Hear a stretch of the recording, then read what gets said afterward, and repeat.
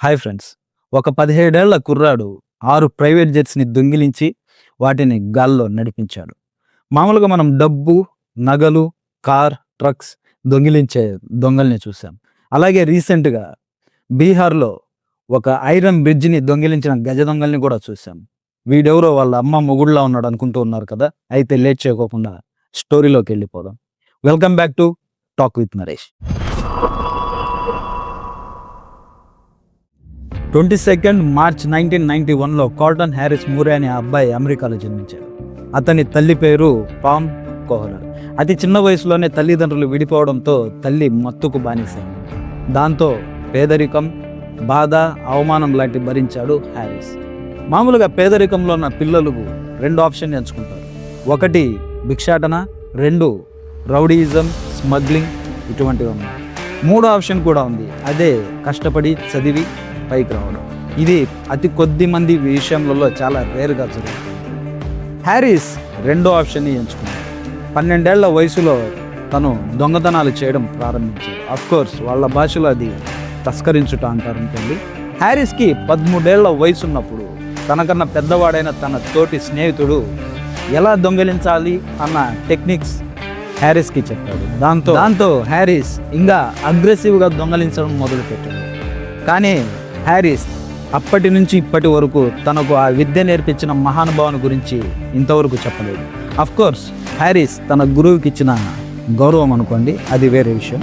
Harris తన రికార్డులో 19 luxury cars, 100కు పైగా ఇళ్లను దొంగిలించాడు.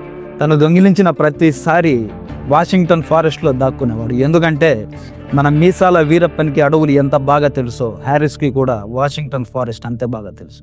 తనకు బోరు కొట్టినప్పుడల్లా ఫారెస్ట్ నుంచి బయటకు వచ్చి ఒక ఇంట్లో ఖాళీగా ఉన్న ఇల్లు చూసుకొని 3-4 రోజులు అక్కడే స్టే చేసి మళ్ళీ తిరిగి ఫారెస్ట్కి వెళ్ళిపోయేవాడు. ఇంకో ఇంట్రెస్టింగ్ ఫ్యాక్ట్ ఏంటంటే హ్యారిస్కి బుక్స్ చదవడం అంటే బాగా ఇంట్రెస్ట్. అలాగే తను చిన్నప్పటి నుంచి పైలట్ కావాలన్నదే తన కోరిక. హ్యారిస్ ఏ ఇంట్లో దొంగతనం చేసినా బుక్స్, ల్యాప్టాప్, మొబైల్, గ్యాజెట్స్ లాంటివి ఖచ్చితంగా తీసుకెళ్లేవాడు. అలా ఒకరోజు ఒక ఇంట్లో దొంగతనం చేసి తిరిగి ఫారెస్ట్కి వచ్చి ఒక ప్రైవేట్ హౌస్లో రెస్ట్ తీసుకుంటున్న సమయంలో 2007లో పోలీసులు అతన్ని అరెస్ట్ చేశారు. కోర్టు తనకి 6 ఏళ్ల జైలు శిక్ష కూడా విధించింది. అలా జైలు శిక్ష అనుభవిస్తున్న తను 2008లో జువెలరీ డిటెన్షన్ సెంటర్ నుంచి పారిపోయి తిరిగి అడవిలోకి మళ్ళీ చేరుకున్నారు. గిన్నీస్ వరల్డ్ రికార్డ్స్ దొంగిలించే వాళ్లకు ఒక పోటీ పెడితే హ్యారిస్ ఆ పోటీలో ఖచ్చితంగా నెగ్గి ఆ వర్డ్స్ రికార్డులో తన పేరు లిఖించగలుగుతాడు. బట్ ఈసారి హ్యారిస్ చేసిన దొంగతనం ప్రపంచం మొత్తం తన వైపు తిరిగి చూసేలా చేసింది. అలాగే FBI క్రైమ్ వరల్డ్లో తన పేరు సువర్ణాక్షరాలతో లిఖించబడింది. 2008లో ఫారెస్ట్కి దగ్గరలో రన్వే మీద ఉన్న ఒక ప్రైవేట్ జెట్ని దొంగిలించి పక్కనే ఉన్న ఒక రన్వే మీద క్రాష్ ల్యాండింగ్ చేసి చిన్న గాయాలతో బయటపడ్డాడు హ్యారిస్. కానీ ఆ ఫ్లైట్ జర్నీ తను కూడా ఫ్లైట్ని నడిపించగలనన్న ధీమా తీసుకువచ్చింది. దాంతో 2009లో 3 ఫ్లైట్స్, 2010లో 2 ఫ్లైట్స్ దొంగిలించి నడిపించాడు.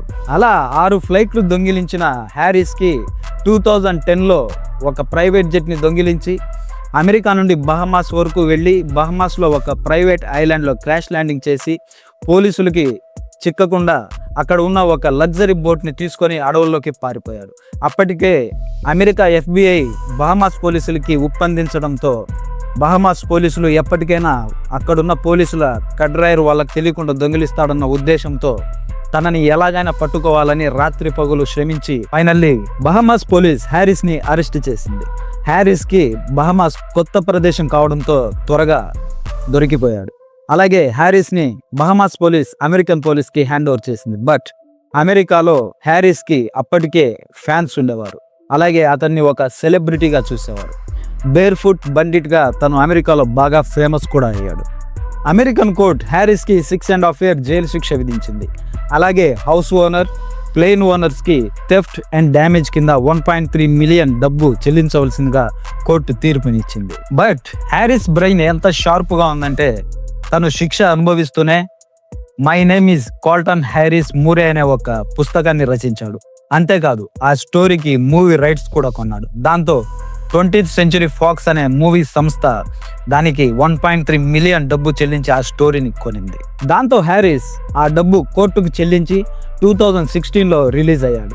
ఇప్పుడు అమెరికన్ సభ్య సమాజంలో తను ఒక నార్మల్ లైఫ్ లీడ్ చేస్తున్నాడు. ఈ స్టోరీ చదివినంతసేపు దండం రద్దుత అనిపించింది. మీకేమనిపించింది? కామెంట్ చేసి చెప్పండి. మరో ఇంట్రెస్టింగ్ వీడియోతో మళ్ళీ కలుద్దాం.